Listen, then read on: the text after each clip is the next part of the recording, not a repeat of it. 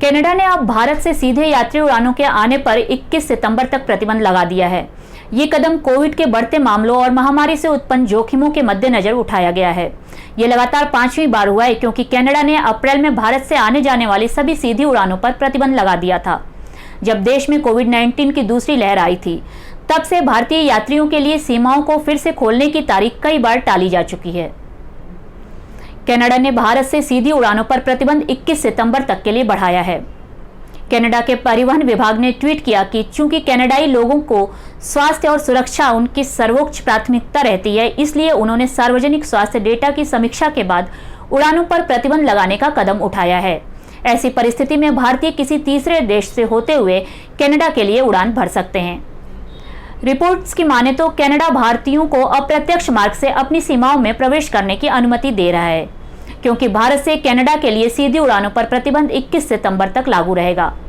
कथित तौर पर कनाडा में पारगमन के माध्यम से अप्रत्यक्ष रूप से प्रवेश करने वाले यानी किसी तीसरे देश के माध्यम से कनाडा तक पहुंच प्राप्त करने में सक्षम होंगे। हालांकि उन्हें यह ध्यान रखना चाहिए कि कनाडा में प्रवेश करने से पहले उन्होंने भारत के अलावा किसी अन्य देश में एक कोविड-19 परीक्षण किया हो और उसकी नेगेटिव रिपोर्ट दिखानी होगी। भारत सरकार के विमान ऑपरेटर्स के साथ मिलकर काम कर रही है ताकि ये सुनिश्चित किया जा सके कि शर्तों की अनुमति मिलते ही सीधी उड़ानों को सुरक्षित वापसी सुनिश्चित करने के लिए उचित प्रक्रियाएं की जा सकें। अफगानिस्तान में बिगड़ते हालात को देखते हुए सभी देश अपने नागरिकों को वापस लाने में लगे हैं। भारत भी अपने नागरिकों को जल्दी से जल्दी वापस बुला लेना चाहता है। इसी क्रम में एयर इंडिया की एक फ्लाइट AI-244 रविवार को काबुल में फंसे हुए भारतीयों को निकालने के लिए युद्धग्रस्त देश में उतरी। उड़ान लगभग 129 यात्रियों के साथ काबुल से रवाना हुई। रिपोर्ट्स के अनुसार विमान को उतरने की मंजूरी मिलने से पहले 1 घंटे तक मंडराते रहना पड़ा। अमीरात का भी एक उड़ान 28,000 फीट की ऊंचाई पर मंडरा रहा था। ये विमान उतरने की मंजूरी का इंतजार कर रहे थे। सूत्रों ने उल्लेख किया है कि रनवे पर एक विमान अक्षम था, जिसके कारण लैंडिंग में देरी हुई।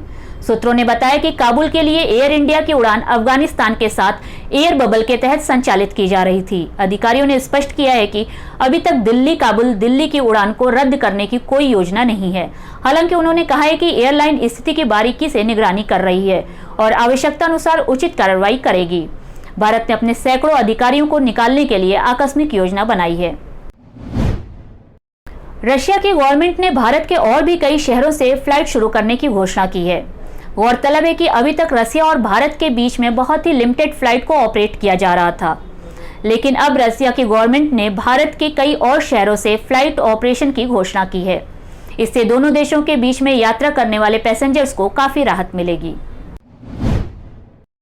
संयुक्त अरब अमीरात की एयरलाइन फ्लाई दुबई ने अफगानिस्तान में सोमवार से काबुल के लिए सभी उड़ानें निलंबित करने का फैसला किया है। एक प्रवक्ता ने कहा कि संयुक्त अरब अमीरात की एयरलाइन फ्लाई दुबई ने अफगानिस्तान में राजनीतिक संकट को देखते हुए सोमवार से काबुल के लिए सभी उड़ानें निलंबित करने का फैसला किया है। काबुल से अंतिम वापसी उड़ान रविवार को संचालित की गई, जिसके बाद अफगानिस्तान की राजधानी के लिए सभी उड़ान सेवाएं अगली सूचना तक के लिए निलंबित रहेंगी। तालिबान ने लगभग पूरे अफगानिस्तान पर कब्जा कर लिया है और राजधानी शहर काबुल को घेर लिया है।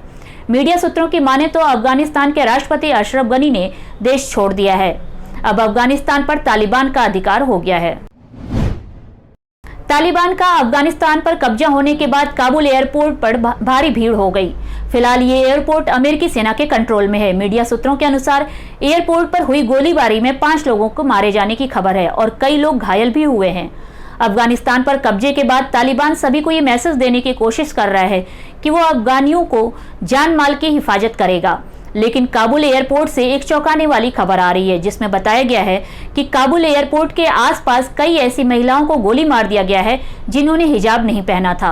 हालांकि तालिबान ने अभी इस बात की पुष्टि नहीं की है। सूत्रों के मुताबिक एयरपोर्ट पर फायरिंग के बाद अमेरिकी सेना ने भी जवाबी फायरिंग की है।